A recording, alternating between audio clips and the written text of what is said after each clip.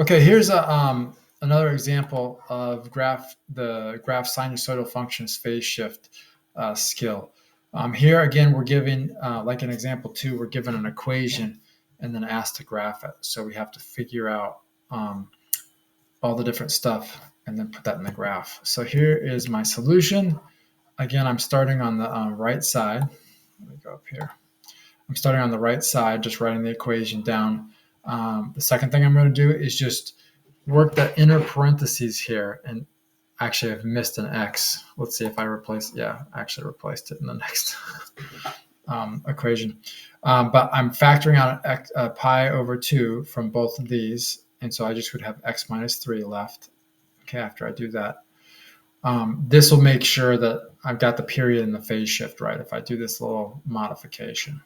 Okay, and then I'm going to go a little faster on this. Most people have a little easier time with the equation form, the amplitude, and the midline. So that all goes like this, right? We've got a positive cosine equation form. We've got an amplitude of 5, and we've got a midline of -2. Okay, now on to the harder stuff, the phase shift, which is going to come from inside these parentheses. Okay. Now, the phase shift just comes from taking whatever this x plus or minus thing is here and changing the sign. So the phase shift ends up being 3. Okay. The period is going to come from this thing outside the inner parentheses. And what we're going to do with this is we're going to put it under 2 pi. So it's 2 pi divided by whatever's here. And this is just to show you a little of the arithmetic as I work out what it is. Sometimes the arithmetic's a little tricky, especially if your fractions are a little rusty. So this ends up being, this ends up being a period of 4. Okay, so now we've got everything we need to know in order to do the graph in the box. Okay, so I'm just going to start with the positive cosine curve. So that's one that starts at its peak, goes down to the midline, down to the bottom, back up to midline, back up to top. That's what the positive cosine looks like. Now I put in the midline, and I'm going to use the amplitude to find the bottom and the top, right? The min and the max of the graph. Okay, the amplitude's 5, so I go up 5 from -2 to get 3. I go down 5 from -2 to get -7. And I've got this left side of the box totally solved. I know all the vertical information. Now I just need to know the horizontal or the x information.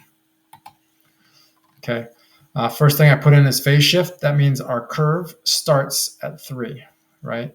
It starts at 3 and is going to make its way over from there.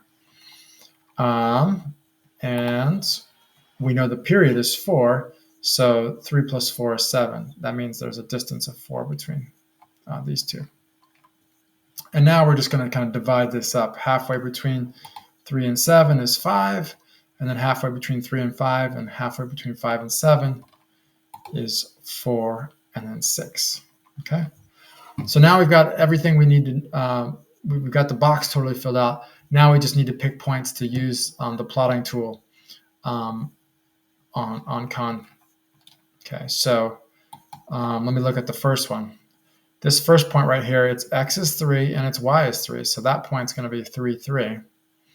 The second point, and I need to pick the next midline point, is going to be 4 and then -2. That's what this looks like. So this is 4, -2, because 4 is its x value, -2 is its y one.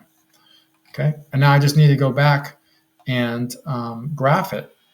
Okay, now sometimes I see students get stuck with the Con graphing tool, right? Like I think with the Con graphing tool, usually the midline starts first, but here we want the maximum to start first. So we would drag this point, not this one, this point, because this is a max or a min. This is always going to be a midpoint. And we're going to drag it up to 3, 3, right? And then move this midline point down here to what, like 4, I think it was 4, -2 was the next one. Okay. So I hope that helps. Again, this is a tricky thing. Don't be afraid to reach out if you need help.